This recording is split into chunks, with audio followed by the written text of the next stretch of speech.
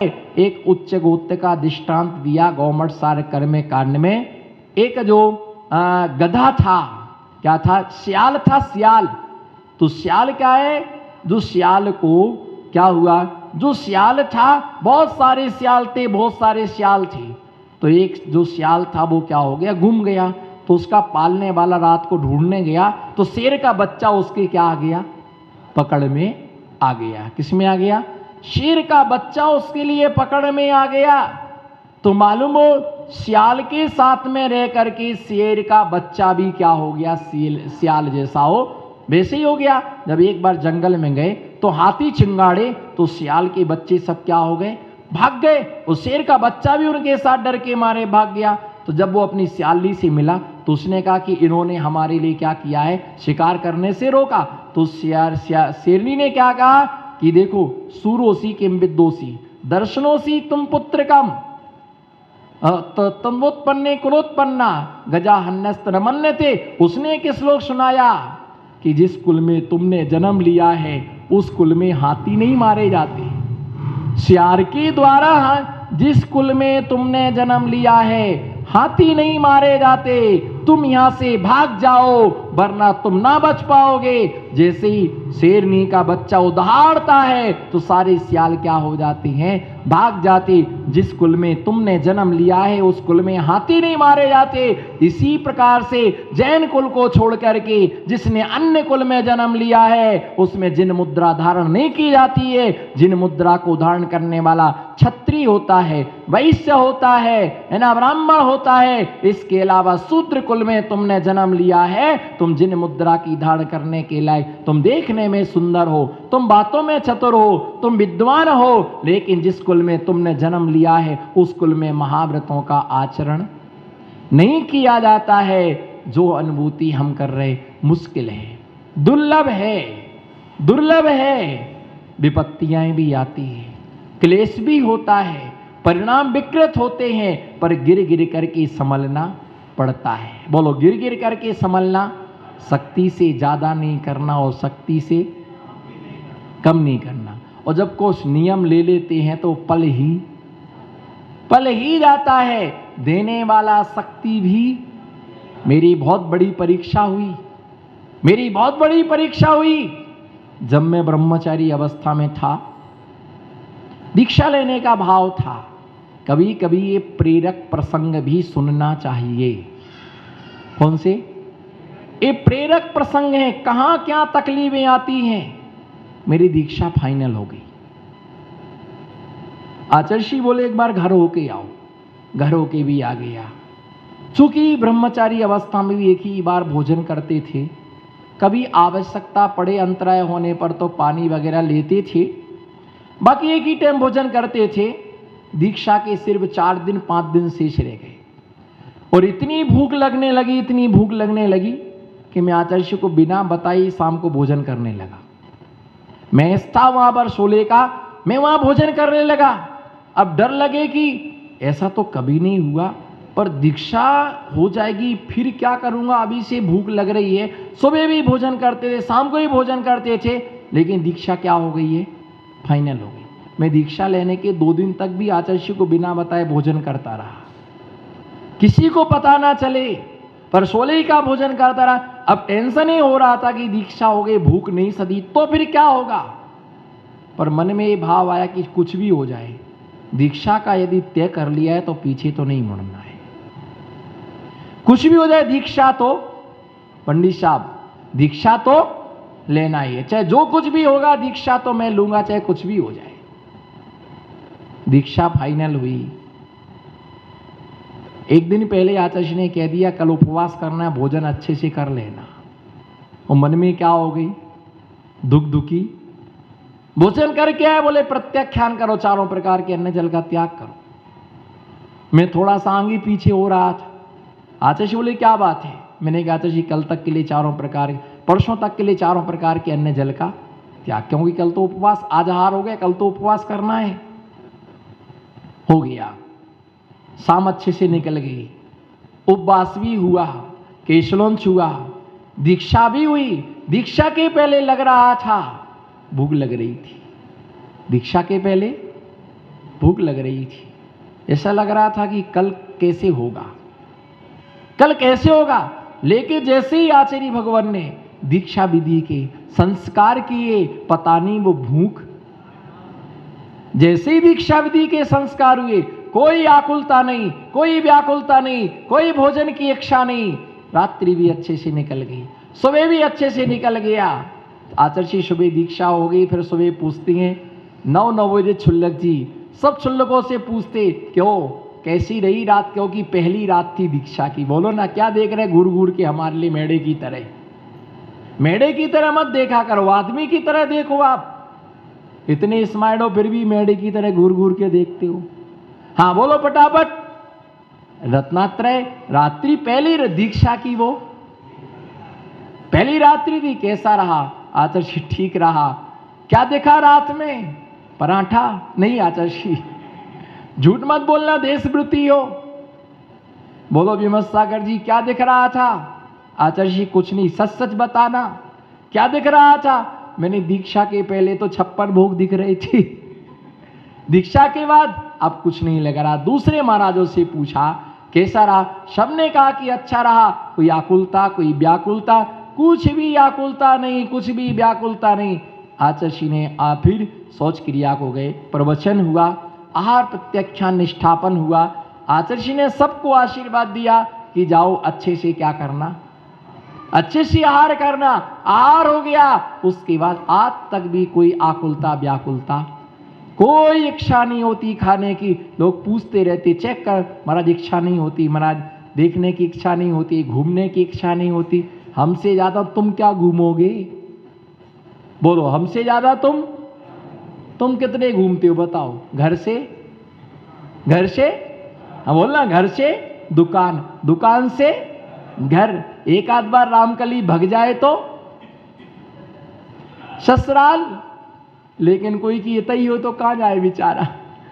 यही हो तो क्या जाए, यहीं कहीं घूमते रहते। कभी साल भर में एक आध तीर्थ। साधु कितना घूमते बताओ? घुमक्कड़ दो ही हैं, एक सूरज एक चंद्रमा, तीसरा दिगंबर मुनि, तीसरा दिगंबर मुनि। आपके सारे चातुर्मास कहां हुए? उनको खुद ही पता नहीं पड़ रहा कि पूछ क्या रहे। सारे चातुर्मास कहां हुए इनके? बताओ, पूछो कहां हुए? जब से जन्म लिया तब से सारे चातुर्मास। एक आध उज्जैन करो, एक आध उज्जैन चातुर्मास, एक आध जावरा करो, हाँ ना कुछ तो बोलो। एक आध संतरामपुर करो एक आध संतरामपुर चातुर्मास। नहीं हो सकता चौमासा। अरे हाँ ना कुछ तो, तुम्हारा ससुर इतना ही नहीं कर सकता तुम्हारे लिए। अब दे तो दी माता जी, दे तो दी, अब क्या करना चौमासा? करो उसके साथ चौमासा। अरे भैया एक आध चौमासा डूंगरपुर करो तो नहीं, चौमासा तो हो ही नहीं सकता। चौमासा हो गया, ऐसा बिहार होगा, दूसरी बार फोन तक नहीं करेंगी। ये कर्म का कल्ला सागर कहां से आ गया? 2 दिन को बुलाया, चौमासा करने आ गया। जितने चौमासे, हमसे पूछो आपके चातुर्मास कहां हुए? बोलो, पूछो। हाँ बोलो, आपके चातुर्मास? गुजरात, राजधानी अहमदाबाद। बोल, क्या बोल रहा आप? क्या ठाठ है? हाँ बोलो, क्या ठाठ है ये? कमाता दिन भर, कार्टून भरता रहता, नोट छापते रहते, डिल्लप के गद्दे बेचते रहता, एक हाथ से भी खाने का समय नहीं है। देख मैं कैसे दोनों हाथों से मजे से झेलता हूं। उसमें ही मन शुद्धि, वचन शुद्धि, काय शुद्धि, आहार जल शुद्ध है। हमसे भी अतरो साहुल ले लो, अतरा साहुल ले लो। अभी तो कुछ, फिर तेज जब क्यों बैठी थी? अभी तो कुछ। अरे 2 रोटी खा ले, थोड़ा कम खाओ ना, कितनी गैस बनती है। ये 2 रोटी खाते, इनको 6 डकारें आती है। उसको क्या देख रहे हो? वही तो आपकी दशा है बेचारा। वही सुभाष जी कुछ बोलता नहीं है, हावी हो उस पर। देखो हालत, देखो कैसी हो गई उसकी। मतलब बाटी से इतना चपट गया, खाकड़ा हो गया। भैया ध्यान रख करके चलना। ये देखो कहां हुआ चौमासा? Gujarat, Ahmedabad, Nagpur orange city, Jaipur pink city, Kota शैक्षण नगरी, क्या शैक्षण नगरी, अजमेर स्मार्ट सिटी। महाराज कह रहे जबलपुर, बड़ी याद आई महाराज को। हाँ सही है, कभी कभी हाँ छत्तीसगढ़िया सबसे बढ़िया दुर्ग, यूपी में बाराबंकी और एमपी में देखो ठाठ, देखो हमारे ठाठ तो देखो क्या गजब का ठाठ है। गोल्ड, अरे भैया है, इन्होंने सोने पर सुहागा कर दिया। गोल्ड का त्याग है फिर भी गोल्डन नगरी में बैठे। आनंद भयो, बोलो बोलो अच्छे से बोलो। तू क्यों दुखी बेटा, बोल रहा आनंद भयो, आनंद भयो। तो तुम ले दे करके कहां घूम रहे हो, कहां घूम रहे ले दे करके? कहां गए थे? संत रामपुर। काय के संत रामपुर? संतरा भी नहीं मिले, संतरा भी नहीं मिले। कहां गए थे? अरे भैया साधु क्या होता है, घूमता है, साधु भ्रमण करता है, अनेक अनेक जगह जाता है। यही तो साधुओं की आजादी है, किसी के कोई बंधन में। महाराज जी कहीं मत जाना, छोड़ के मत जाना, आपके बिना कैसे जिएंगे? कर्म का करिया, अभी तक कैसे जीता था? ये सब 2 दिन की बातें, तीसरे दिन से जैसा का सीमा खत्म, सेवा खत्म। गया महाराज, महाराज फिर लौट के आना, तू मत आना मैं लौट के आऊं। मतलब जाते जाते भी सिम चिपका दी। बोलो ना अग्रवाल जी, फिर बोलते महाराज जी बोलते बहुत है। जाते जाते भी सिम चिपका दी, महाराज जी बोलो, महाराज जी तो बोलो तो महाराज जी लौट के आना, मतलब हम नहीं आएंगे तुम फिर से आना। और यदि कह दूं मैं कि चला गया मैं, भैया लौट के आ रहा हूं बिहार कराने आ जाओ, नहीं महाराज जी अभी अनुकूलता नहीं है, 6 महीने बाद आना। फिर काय को बोला था लौट के आना, गाड़ी में बैठ के आऊं क्या?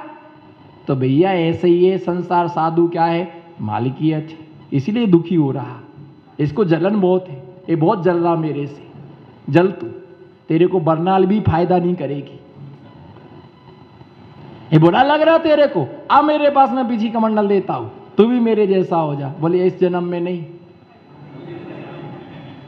अगले जन्म में तुम कहां होगे, हम कहां होंगे, इसी जन्म में ठिकाना नहीं है। ये तो अभी आहार का टाइम में इसलिए दिख रहा है ना। हम कहां होते और नहीं, हम तो यही, हम अपनी जगह पर होते और रस्सी रस्सी लपेट रहा होता, क्या कर रहा होता? तो अपने अपने काम में होते। तो शक्ति से कम भी नहीं करना, शक्ति से ज़्यादा भी नहीं करना। मैं समझ रहा हूँ आप लोग घड़ी को बार बार देख रहे हो, पर मैं शुभ घड़ी की इंतजारी में था कि शुभ घड़ी आए, शुभ घड़ी में विश्राम लूँ। ऐसी शक्ति के अनुसार करना है, इसका नाम क्या है? वीर्याचार। इसी मंगल भावना के साथ जय बोलो पंच परमेष्टि भगवान की। आचार्य पूज्य पाद स्वामी ने चारित्र भक्ति के अंतर्गत, सम्यक ज्ञान के अंतर्गत आचार्य भगवान ने यहाँ पर वीर्याचार का व्याख्यान किया था। वीर्याचार के विषय में दिया। आचार्यों का एक पंचाचारों में वीर्याचार नाम का चारित्र होता है। वीर्याचार नाम का 5 प्रकार के आचारों में वीर्याचार नाम का एक आचार्य होता है। उसमें वीर्याचार का तात्पर्य होता है कि अपनी शक्ति के लिए नहीं छिपाना, शक्ति से ज़्यादा भी नहीं करना और शक्ति से कम भी नहीं करना, दोनों में सावधान रहना। जितनी शक्ति है उस शक्ति के अनुसार साधना और आराधना संपादित की जाती है। यदि उपवास करने की शक्ति है तो उपवास करना, यदि एक आसन करने की शक्ति है तो एक आसन करना। लेकिन आचार्यों का वीर्याचार होता है, दिगंबर महामुनिराज 24 घंटे में एक बार ही आहारचर्या के लिए संपादित किया करते हैं। विशेष बात यह है कि 2 प्रकार के चारित्र दिए, देश चारित्र और शकल चारित्र।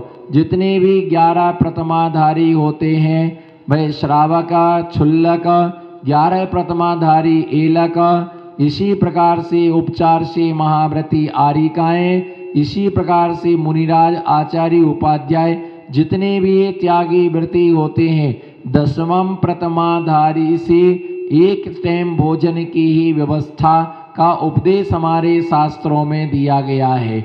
यदि कोई दसमम प्रथमाधारी है, उत्कृष्ट श्रावक होता है, तो वह उत्कृष्ट श्रावक के लिए एक टाइम भोजन का ही विधान है। चूँकि सप्तम प्रथमाधारी जो होता है वह एक टाइम भोजन करता है और शाम के समय में जल वगैरह लेता है, भोजन उसे नहीं करना।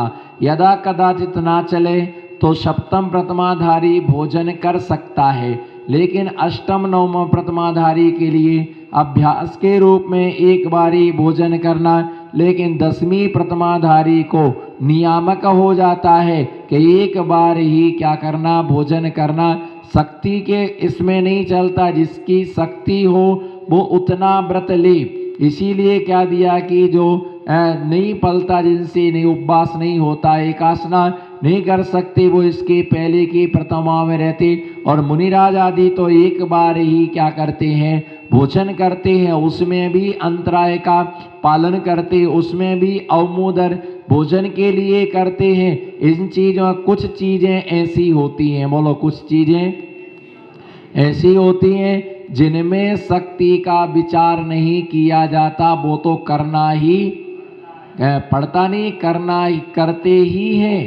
करना पड़ता तो ये क्या जबरदस्ती हो गई, करना पड़ता है तो मजबूरी हो गई, करना पड़ता है तो आफत हो गई। ठीक है, आप कह रहे तो करे रहे। कुछ चीज़ ऐसे होती हैं, मुनियों के 28 नियम ऐसे होते हैं कि जिन्हें पालना ही पड़ता है, उसमें किसी भी प्रकार का समझौता नहीं होता। इसलिए ध्यान रख करके चलना कि जो 12 प्रकार के तप हैं, जो 12 प्रकार के तप हैं, वे मुनिराज के उत्तर गुण हैं और आचार्य के मूल गुण कहलाते हैं।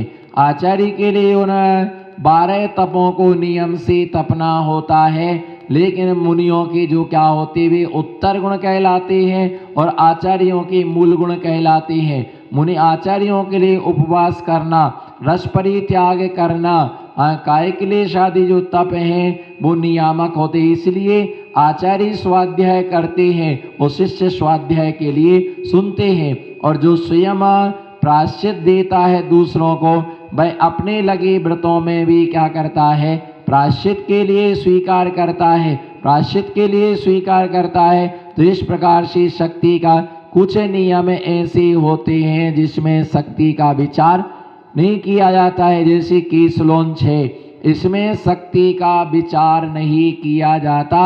ये तो साधु का कर्तव्य धर्म मूल गुण है, ये करना ही पड़ेगा, इसमें कोई समझौता नहीं चलता। जैसे बिहार है तो पैदल क्या करना पड़ेगा। अब कोई कहे केस लॉन्च तो कर लूँगा लेकिन पैदल नहीं चल पाऊँगा, तो क्या गाड़ी में चलोगे, क्या नहीं चलता है, पैदल चलना पड़ेगा। और खड़े होकर के, बोलो खड़े होकर के, भले बे शक्ति नहीं है तो बैठ करके समय कर लो, लेकिन आहार तो खड़े होकर के। तबीयत खराब हो तो कभी कभी की छूट, चेयर पर बिठाल के करा देना, नहीं नहीं हमारा अतरा तो चले नहीं, पंचम काल है।